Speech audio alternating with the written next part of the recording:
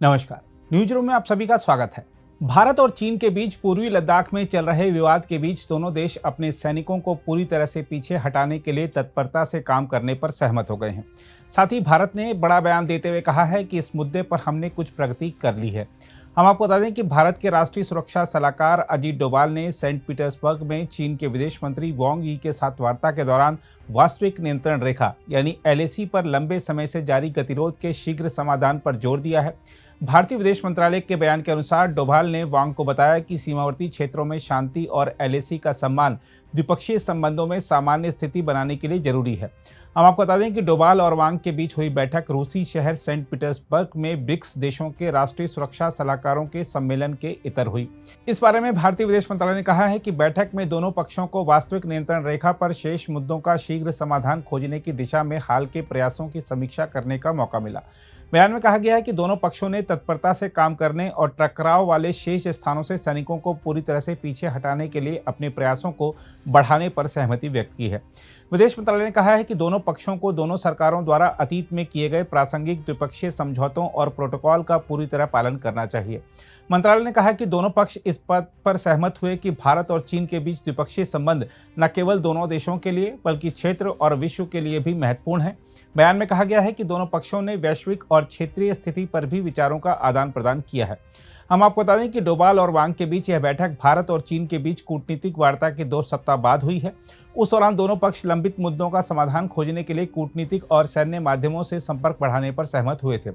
दूसरी ओर जिनेवा गए विदेश मंत्री एस जयशंकर ने पूर्वी लद्दाख में सीमा मुद्दे पर बड़ा बयान देते हुए कहा है कि सैनिकों की वापसी से जुड़ी समस्याएं लगभग 75% तक सुलझ गई हैं, लेकिन बड़ा मुद्दा सीमा पर बढ़ते सैन्यीकरण का है। हम आपको बता दें कि स्विट्जरलैंड के शहर में think tank Geneva centre for security policy के साथ संवाद सत्र में जयशंकर ने कहा कि जून 2020 में गलवान घाटी में हुए संघर्षों ने भारत चीन संबंधों को समग्र तरीके से प्रभावित किया।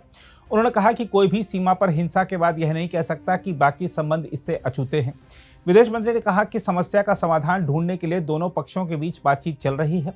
उन्होंने कहा अब वो बातचीत चल रही है, हमने कुछ प्रगति की है। आप मोटे तौर पर कह सकते हैं कि सैनिकों की वापसी संबंधी करीब 75% समस्याओं का हल निकाल लिया गया है।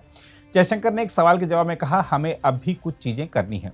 उन्होंने कहा कि लेकिन इससे भी बड़ा मुद्दा यह है कि हम दोनों ने अपनी सेनाओं को एक दूसरे के करीब ला दिया है और इस लिहाज से सीमा का सैन्यीकरण हो रहा है। विदेश मंत्री ने कहा इससे कैसे निपटा जाए।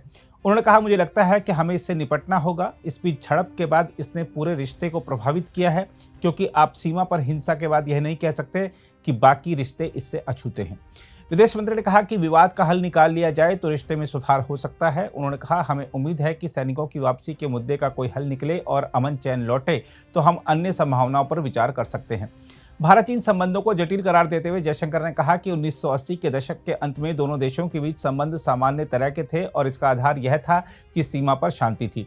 उन्होंने कहा स्पष्ट रूप से अच्छे संबंधों, यहाँ तक कि सामान्य संबंधों का आधार यह है कि सीमा पर शांति और सौहार्द बना रहे।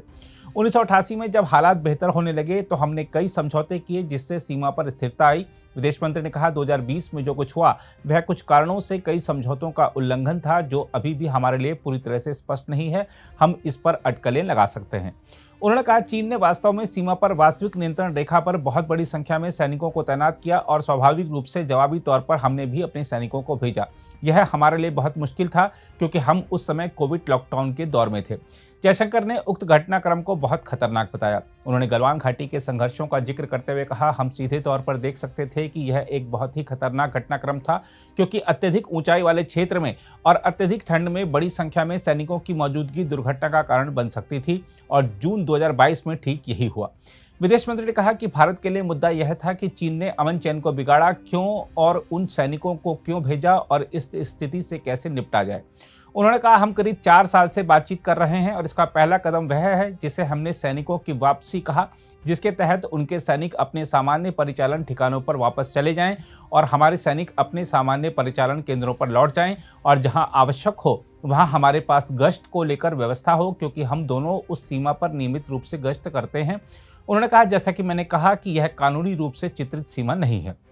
हम आपको एक बार फिर बता दें कि भारत और चीन की सेनाओं के बीच मई 2020 से गतिरोध जारी है और सीमा विवाद का पूर्ण समाधान अभी तक नहीं हो पाया है। हालांकि दोनों पक्ष टकराव वाले कई बिंदुओं से पीछे हट गए हैं। भारत लगातार कहता रहा है कि जब तक सीमावर्ती क्षेत्रों में शांति नहीं होगी, चीन के साथ उसके संबंध सामान्य नहीं हो सकते। गतिरोध का समाधान निकालने के लिए दोनों पक्षों के बीच अब तक कोर कमांडर स्तर की 21 दौर की वार्ता हो चुकी है। अगर आप भी लेना चाहते हैं देश दुनिया की तमाम जानकारी तो आज ही सब्सक्राइब करें हमारे चैनल को। साथ ही नीचे दिए बेल आइकन को जरूर दबाएं ताकि हर अपडेट आप तक पहुंच सके।